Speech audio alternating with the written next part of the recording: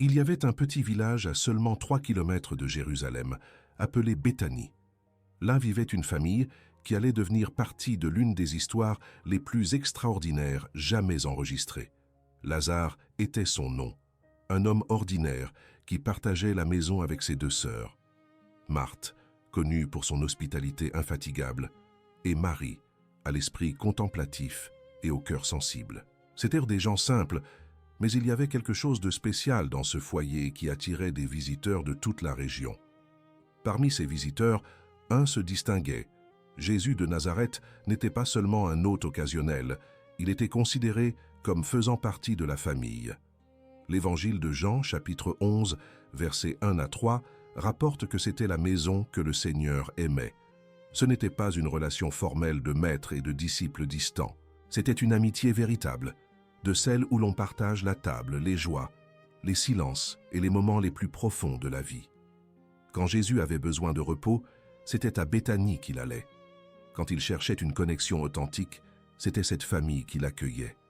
Lazare n'était pas un chef religieux, il n'avait ni titre ni position de premier plan, mais il avait quelque chose que beaucoup désirent et que peu trouvent, une amitié authentique avec le Maître. Si vous avez déjà regardé le film La Passion du Christ de Mel Gibson, vous vous souvenez peut-être de la scène marquante de cet homme. Son histoire a traversé les siècles, a inspiré des œuvres d'art comme la peinture dramatique du Caravage et continue de toucher les cœurs jusqu'à aujourd'hui, non pas à cause de grands exploits qu'il a réalisés, mais à cause de ce qui lui est arrivé. La vie à Béthanie suivait son rythme tranquille, entre le travail quotidien et les conversations en fin d'après-midi. Les sœurs s'occupèrent de la maison, Lazare de ses responsabilités. C'étaient des jours ordinaires, de ceux qui remplissent la majeure partie de nos vies. Personne n'imaginait que cette famille était sur le point de vivre quelque chose qui mettrait leur foi à l'épreuve jusqu'à la limite, quelque chose qui amènerait chacun d'eux à remettre en question tout ce qu'ils savaient sur la confiance, l'espérance et le but de la vie. Parce qu'il y a des moments où la vie ordinaire est interrompue, il y a des instants où tout ce qui semblait solide et sûr commence à s'effondrer. Et c'est exactement ce qui s'est passé dans cette maison de Béthanie. Une crise inattendue arrivait, et avec elle viendrait une épreuve qui transformerait non seulement cette famille, mais la façon dont nous comprenons l'existence elle-même. Lazare, l'ami cher, était sur le point de faire face à quelque chose qu'aucune amitié humaine ne pourrait résoudre. Ses sœurs devraient décider en qui elles avaient vraiment confiance lorsque toutes les certitudes disparaîtraient. Et Jésus devrait révéler quelque chose sur lui-même qui changerait à jamais la compréhension de ce que signifie avoir le pouvoir sur la vie et la mort. Mais cette amitié serait éprouvée d'une manière que personne n'imaginait. Ce qui se passerait dans les jours suivants à Béthanie secouerait les structures les plus profondes de la foi de cette famille, et le nom de Lazare serait rappelé tout au long de l'histoire comme témoignage de quelque chose qui défie notre logique, notre science et nos limites. Quelque chose était sur le point de commencer, et rien ne serait plus comme avant. La maladie arriva sans avertissement, comme il arrive souvent avec les crises les plus difficiles de la vie. Lazare, qui quelques jours auparavant était sain et actif, brûlait maintenant de fièvre et dépérissait rapidement. Marthe et Marie reconnurent les signes. C'était grave. Ce n'était pas un malaise passager, ce n'était pas quelque chose que le repos résoudrait. C'était une maladie qui menaçait d'arracher de leur vie la personne qu'elles aimèrent le plus, le frère qui partageait avec elles chaque moment de cette maison à Béthanie. Les heures devinrent angoissantes. Elles firent tout ce qui était à leur portée. Soins, prières, remèdes connus à l'époque. Mais rien ne fonctionnait. La fièvre ne baissait pas, le corps s'affaiblissait, et le temps s'écoulait entre leurs doigts comme du sable. C'est alors que les sœurs prirent une décision mue par l'espérance renouvelée qu'elles avaient dans le Maître. Elles enverraient un message à Jésus. Il était à 2 jours de chemin de l'autre côté du Jourdain, mais elles savaient que si quelqu'un pouvait faire quelque chose, c'était lui. Le message qu'elles envoyèrent portait toute l'urgence du moment, mais révélait aussi la profondeur de cette relation. Conformément à ce qui est rapporté dans l'évangile de Jean, chapitre 11, verset 3, elles ne dirent pas « Lazare est malade » ou « Viens guérir notre frère ». Les mots choisis furent différents. « Seigneur, celui que tu aimes est malade ». Ce n'était pas une exigence, ce n'était pas un désespoir aveugle, C'était un appel basé sur la confiance, un rappel que Jésus connaissait cette famille, qu'il y avait un amour véritable dans cette connexion. Pendant que le messager partait sur la route poussiéreuse vers la Pérée, les sœurs retournèrent auprès de leur frère. Chaque heure qui passait rendait la situation plus critique. Elles imaginaient Jésus recevant la nouvelle, se préparant à revenir immédiatement. Elles calculaient mentalement. 2 jours pour que le message arrive, peut-être un jour pour le retour. Il viendra, se répétaient-elles l'une à l'autre. Le Maître ne nous abandonnera pas. Celui qui a déjà guéri tant d'inconnus viendra certainement secourir son ami. La foi au milieu de l'épreuve a une saveur particulière. Ce n'est pas la foi tranquille des jours ensoleillés, mais celle qui doit être renouvelée à chaque moment de doute, à chaque aggravation de l'état. Marthe préparait des compresses avec des mains tremblantes. Marie tenait la main de son frère et murmurait des mots de réconfort. Toutes deux regardèrent la porte, espérant voir la silhouette connue de Jésus franchir l'entrée. « Il arrive », disait-elle. « Nous devons juste résister jusqu'à ce qu'il arrive. » La communauté de Béthanie commença à se rassembler autour de cette maison. Les voisins apportèrent de la nourriture, les amis offraient leur soutien. Tous connaissaient Lazare, tous respectaient cette famille, et tous savaient de l'amitié spéciale avec le Nazaréen. Jésus viendra, commentaient-ils entre eux. Quand il arrivera, tout ira bien. C'était une certitude partagée, une espérance collective qui soutenait les sœurs dans les moments les plus sombres de cette attente angoissante. Mais les jours passaient et Jésus n'apparaissait pas. L'état de Lazare s'aggravait progressivement et la route restait vide. Aucune silhouette connue n'apparaissait à l'horizon. Aucun messager ne revenait avec des nouvelles. Juste le silence, lourd et incompréhensible. Et pendant qu'elle maintenait la veillée aux côtés du frère qui luttait pour sa vie, une question commençait à se former dans leur cœur. Où était celui qu'elles avaient appelé? Pourquoi la réponse ne venait-elle pas? De l'autre côté du Jourdain, Jésus reçut le message. Les disciples observèrent sa réaction, s'attendant à ce qu'il se prépare immédiatement pour le voyage de retour en Judée. Après tout, il s'agissait de Lazare, l'ami cher. Mais ce qui se passa ensuite laissa tout le monde perplexe. Jésus ne montra aucune hâte. Au contraire, ses paroles apportèrent une perspective complètement différente de la situation. Cette maladie n'est pas pour la mort, mais pour la gloire de Dieu, conformément à ce qui est rapporté dans l'évangile de Jean, chapitre 11, versets 4 à 6. Et puis vint le déconcertant. Jésus resta exactement où il était pendant 2 jours de plus. 2 jours entiers. Pendant qu'à Béthanie, Marthe et Marie veillaient aux côtés de leur frère malade, pendant qu'elles regardaient constamment la route en attendant son arrivée, le Maître poursuivait ses activités en Pérée. Ce n'était pas de l'indifférence, ce n'était pas un manque d'amour. Mais aux yeux humains, surtout aux yeux de ses sœurs angoissées, ce retard serait impossible à comprendre. Les disciples ne comprenaient pas. Si Jésus aimait cette famille, pourquoi ne courait-il pas les aider? S'il avait le pouvoir de guérir, pourquoi permettait-il que la situation s'aggrave? Ces questions résonnent à travers les siècles, parce qu'elles touchent à quelque chose que nous affrontons tous. Le silence de Dieu dans les moments où nous avons le plus besoin d'une réponse. Le timing divin coïncide rarement avec notre urgence humaine, et cela défie profondément notre confiance. Il y a un plan plus grand à l'œuvre même quand nous ne parvenons pas à le voir. Jésus savait exactement ce qu'il faisait. Cette attente n'était pas un abandon, c'était une préparation pour quelque chose de bien au-delà d'une guérison physique. S'il était parti immédiatement, il serait arrivé à temps pour guérir Lazare de la maladie. Et oui, cela aurait été merveilleux. Mais ce qui allait arriver serait quelque chose d'incomparablement plus grand, quelque chose qui révélerait une dimension du pouvoir divin qu'aucun miracle de guérison n'aurait pu démontrer. La question du but de la vie se cache souvent dans les attentes incompréhensibles. Lorsque nous prions et que le ciel semble silencieux, lorsque nous crions à l'aide et que la réponse n'arrive pas au moment où nous l'attendons, il est facile d'interpréter cela comme une absence ou un désintérêt. Mais il y a des moments où Dieu n'est pas absent. Il prépare quelque chose que notre vision limitée ne peut pas encore percevoir. Le silence ne signifie pas désintérêt. Parfois, le silence est l'antichambre de l'extraordinaire. Après les 2 jours, Jésus annonça finalement aux disciples « Retournons en Judée ». Ils furent alarmés. Y aller signifiait un danger réel, car les autorités juives avaient déjà tenté de le lapider auparavant. Mais Jésus fut catégorique.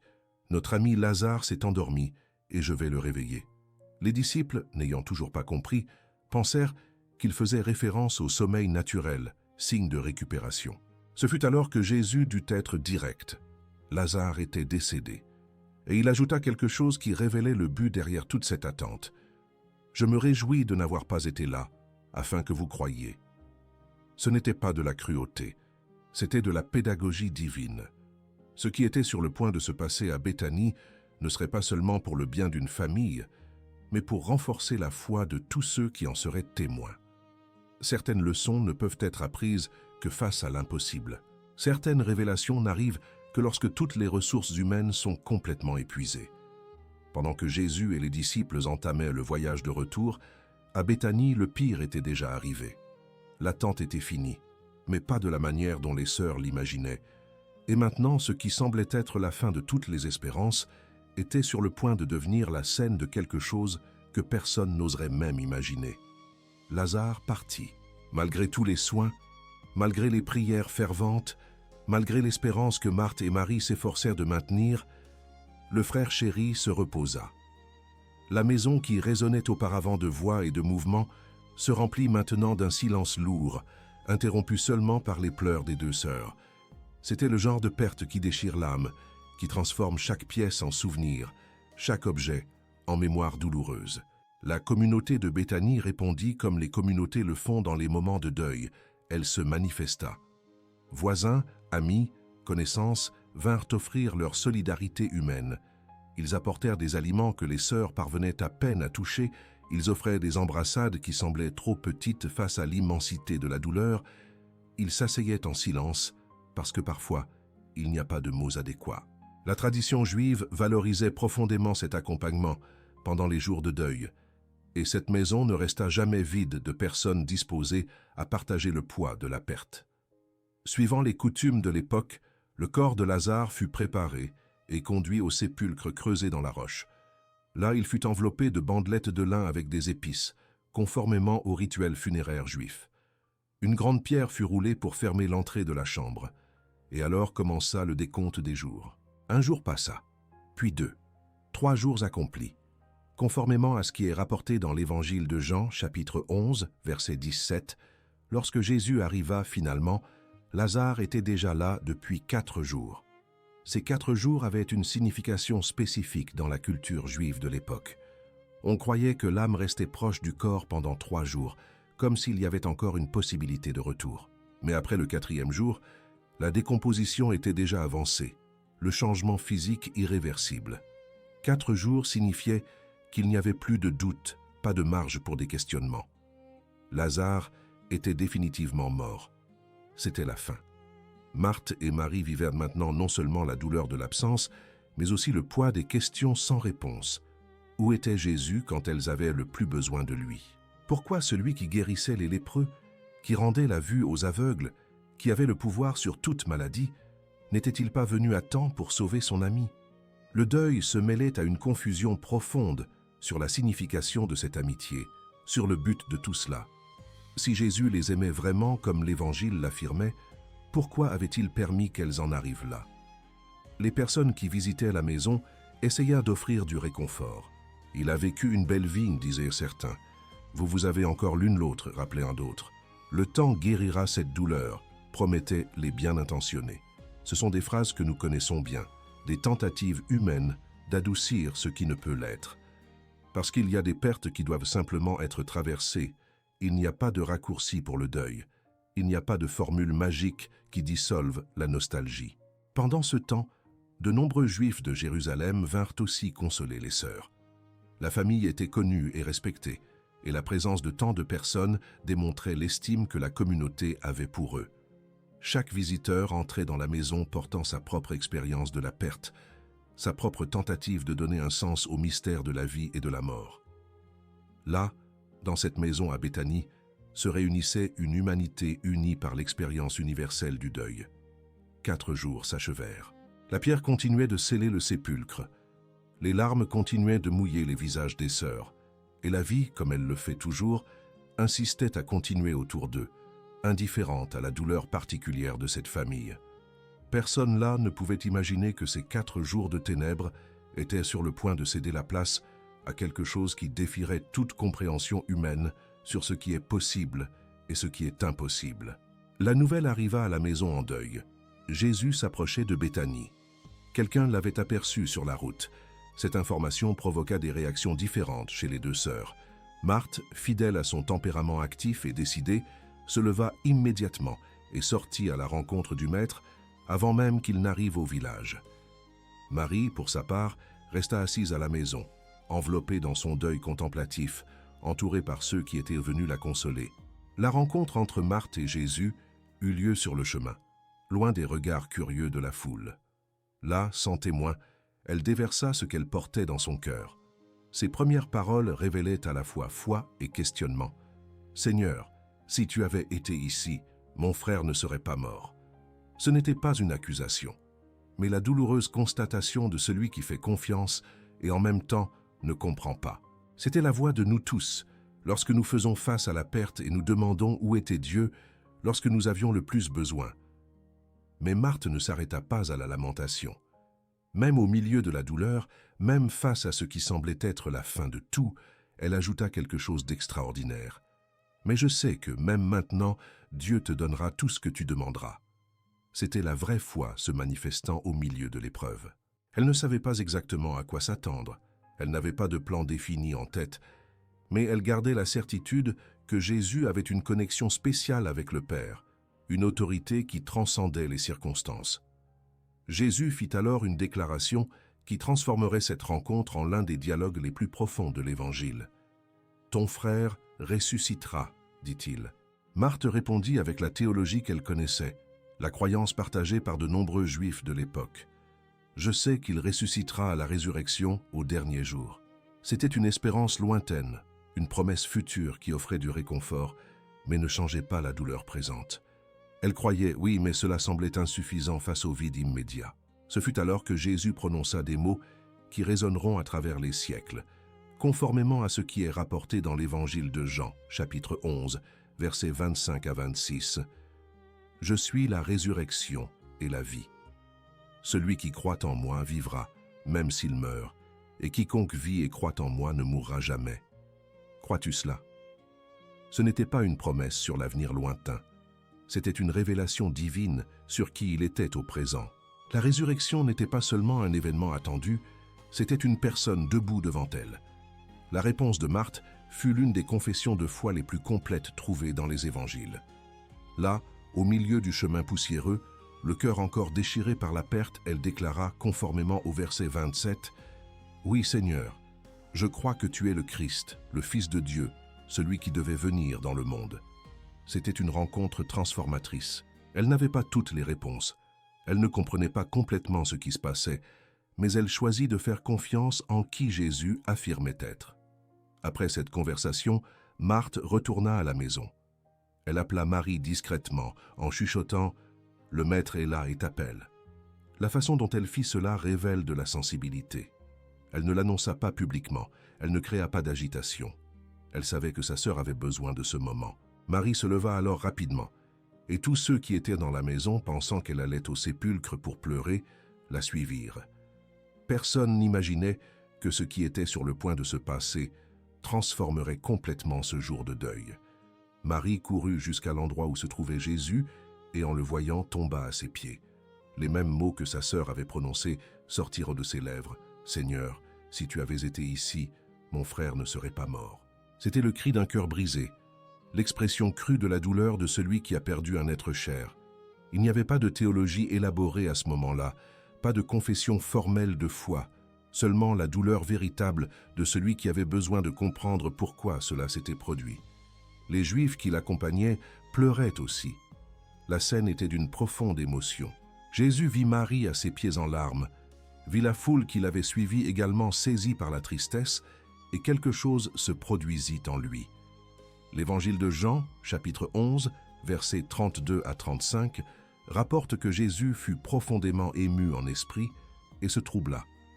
Non pas une réaction superficielle, c'était quelque chose de viscéral, une émotion intense face à cette douleur collective. Il demanda « Où l'avez-vous mis » La réponse vint entre les sanglots. « Seigneur, viens et vois. » Et alors se produisit quelque chose de signification immense.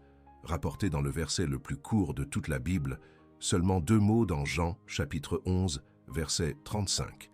Jésus pleura. Ce n'était pas des larmes silencieuses coulant discrètement. Le verbe utilisé dans l'original grec indique un pleur audible, une lamentation que tous autour purent témoigner. Le Dieu incarné était en train de pleurer.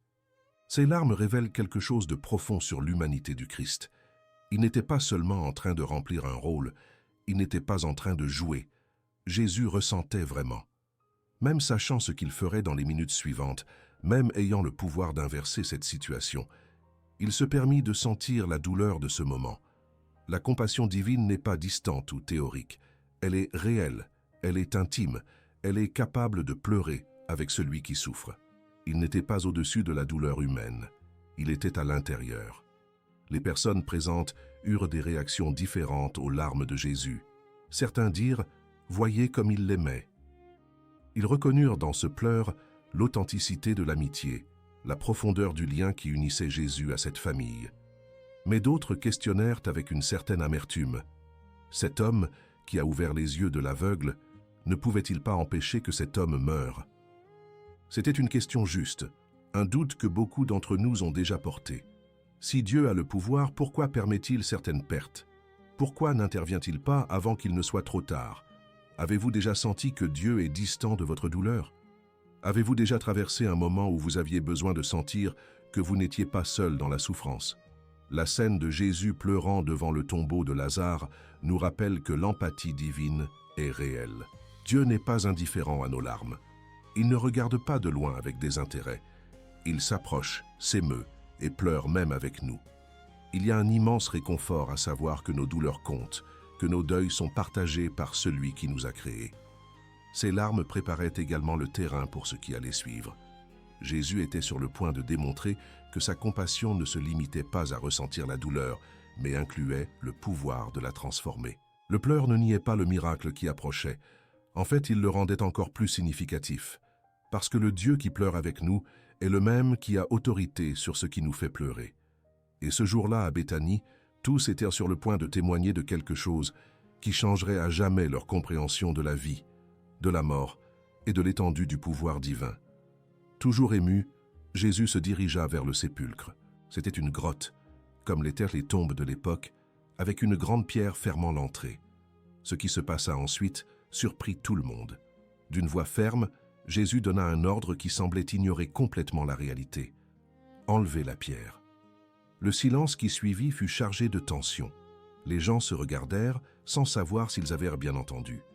Retirer la pierre d'une tombe scellée depuis 4 jours, cela n'avait aucun sens. Marthe, toujours pratique et directe, fut la première à réagir.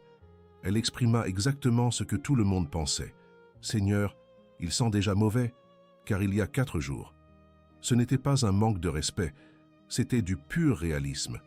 Elle protégeait la dignité de son frère, évitant que sa mémoire ne soit associée à l'odeur inévitable de la décomposition. C'était une objection raisonnable, fondée sur l'expérience humaine de la mort. Après 4 jours, certains processus physiques étaient déjà irréversibles. Mais Jésus regarda Marthe avec ce mélange de fermeté et de tendresse qui marquait ses enseignements. Ces paroles, rapportées dans l'évangile de Jean, chapitre 11, versets 38 à 40, furent directes. « Ne t'ai-je pas dit que si tu crois, tu verras la gloire de Dieu ?» C'était une invitation à aller au-delà du raisonnement logique, au-delà de ce que les sens captaient. C'était un appel pour que la foi en action surmonte l'impossible. Il lui demandait de faire confiance, non à ce qu'elle voyait, mais à qui était devant elle. L'attente dans l'air était palpable. Après un moment d'hésitation, quelques hommes s'approchèrent de l'entrée du sépulcre. Avec effort, ils commencèrent à rouler la lourde pierre. Le bruit de la roche raclant la roche résonna dans le silence tendu. Chaque centimètre que la pierre bougeait augmentait l'inconfort des personnes présentes. Tous savaient ce qu'ils trouveraient à l'intérieur. Ce n'était pas une vision que quelqu'un souhaitait avoir.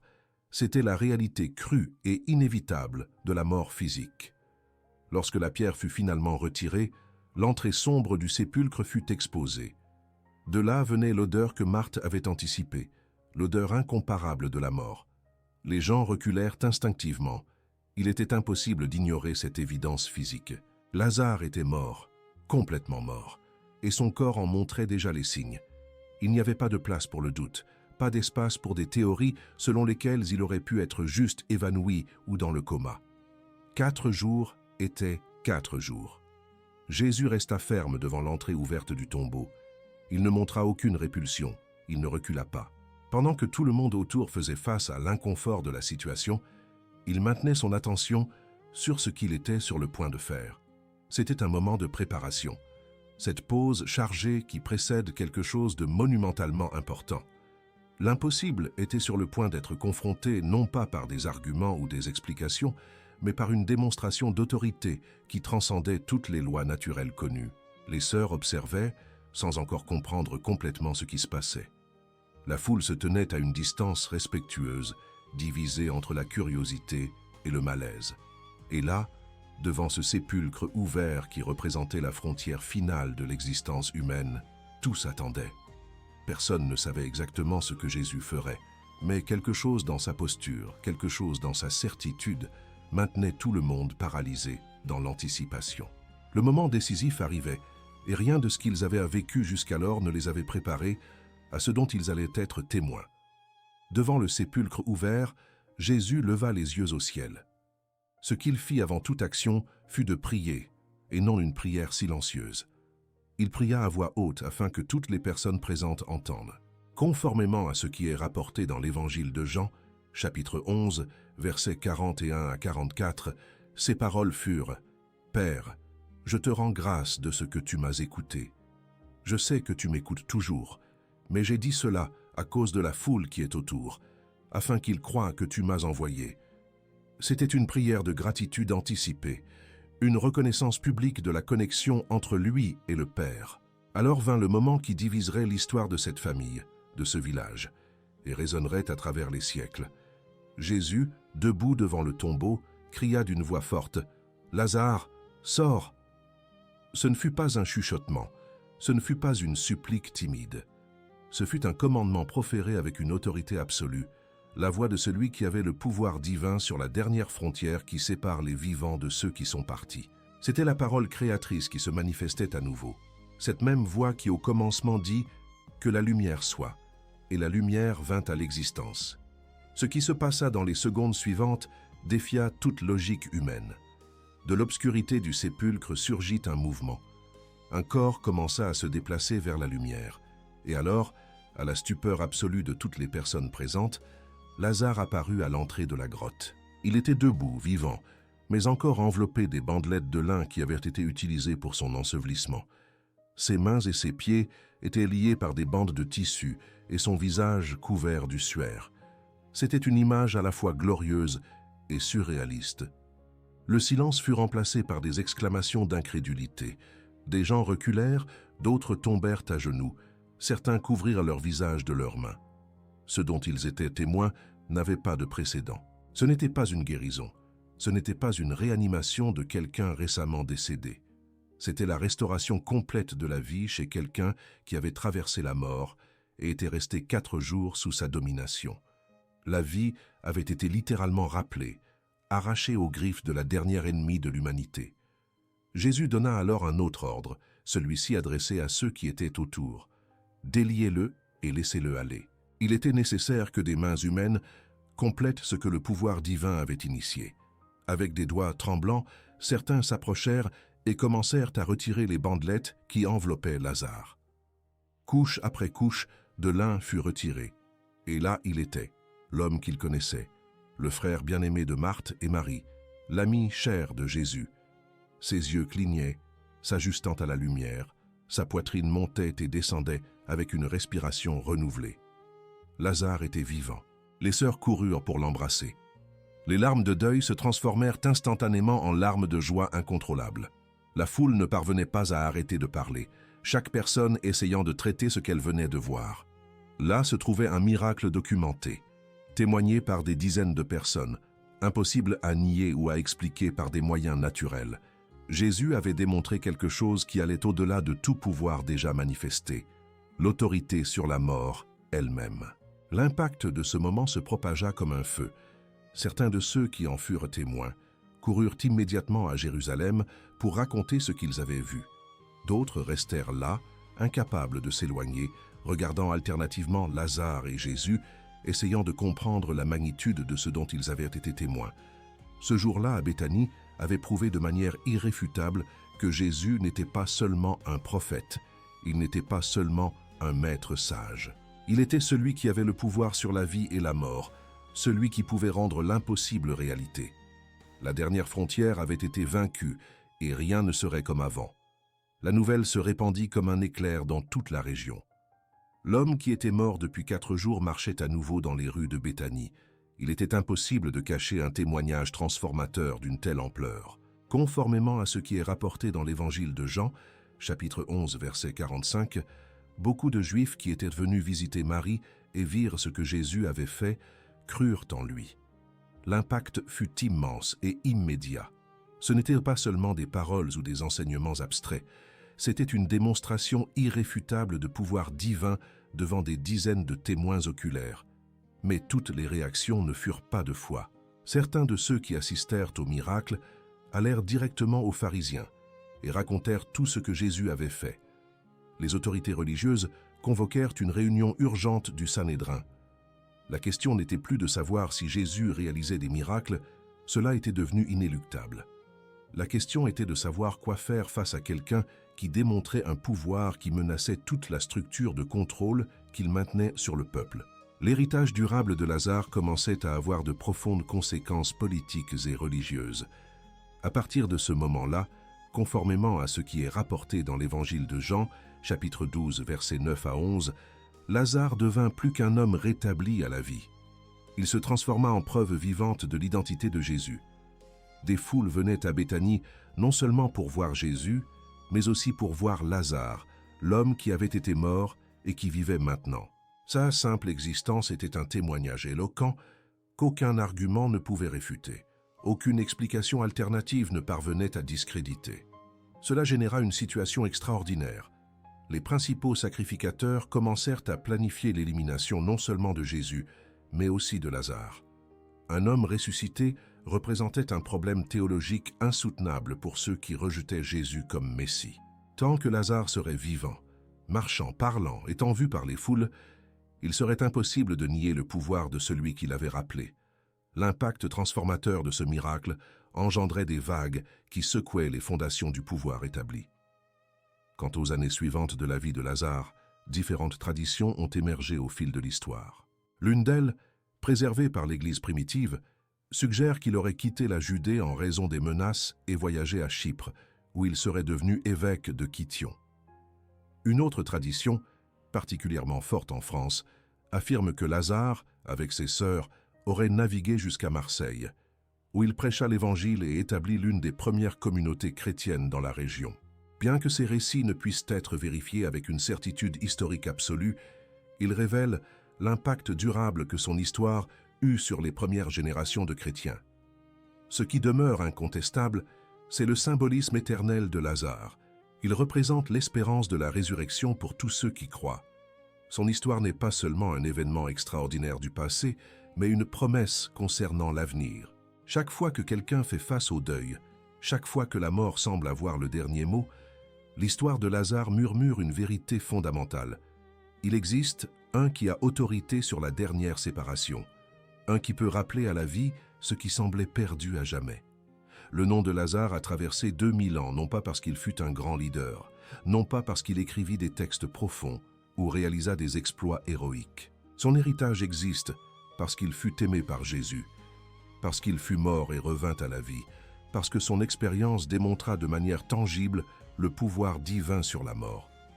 Et cette démonstration continue de résonner à travers les siècles, offrant de l'espérance à tous ceux qui affrontent des pertes, qui pleurent des absences, qui ont besoin de croire que la mort n'a pas le dernier mot.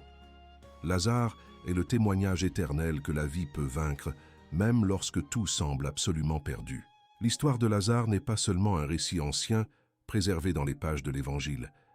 C'est un miroir où chacun de nous peut voir ses propres luttes, ses propres attentes angoissantes, ses propres moments de silence divin incompréhensibles.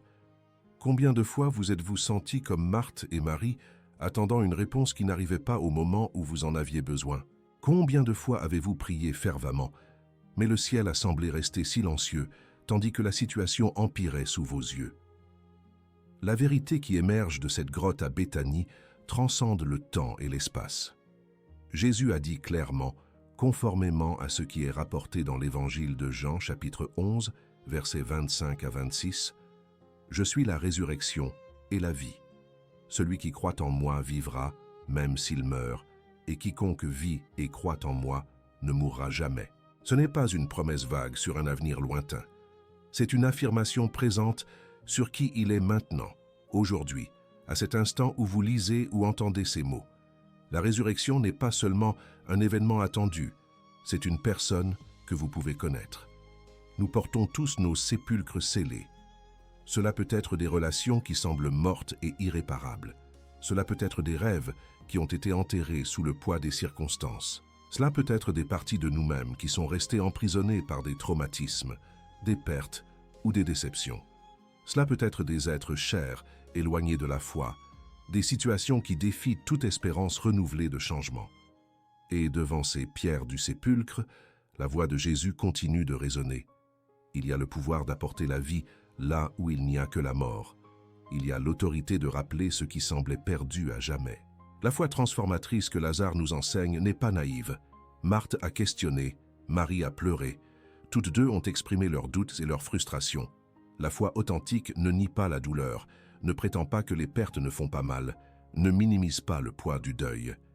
Mais elle choisit de faire confiance même quand elle ne comprend pas, même quand le timing divin défie notre logique humaine, même quand le silence de Dieu semble plus fort que nos prières. C'est une foi qui dit « Je ne comprends pas, mais je fais confiance en qui tu es », même face à l'impossible. La promesse de la vie éternelle n'apaise pas seulement notre anxiété concernant l'avenir après la mort.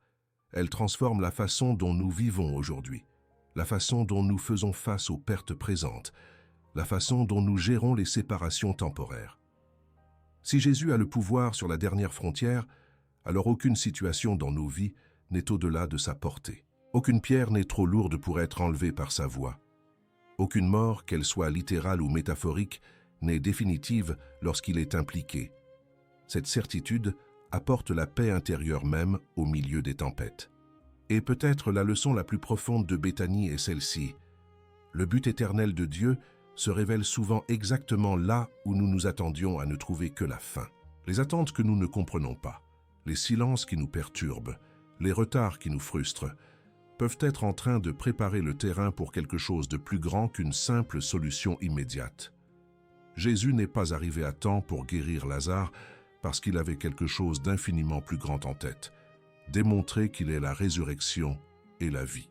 Parfois, Dieu permet que nous arrivions au bout de nos ressources afin que nous puissions témoigner de son pouvoir là où le nôtre a pris fin. Si cette histoire a touché votre cœur, partagez-la avec quelqu'un qui a besoin d'espérance aujourd'hui. Et dans les commentaires, racontez quelle est la pierre du sépulcre que vous avez besoin de voir enlevée dans votre vie. Quelle situation morte a besoin d'entendre la voix de Jésus la rappeler? Parce que la même voix qui résonna dans cette grotte il y a 2000 ans a encore l'autorité d'apporter la vie, la restauration et une espérance renouvelée là où vous en avez le plus besoin. Le dernier mot n'appartient jamais à la mort, à la perte ou au désespoir. La dernière parole appartient à celui qui est la résurrection et la vie, et cette parole est toujours « Sors ».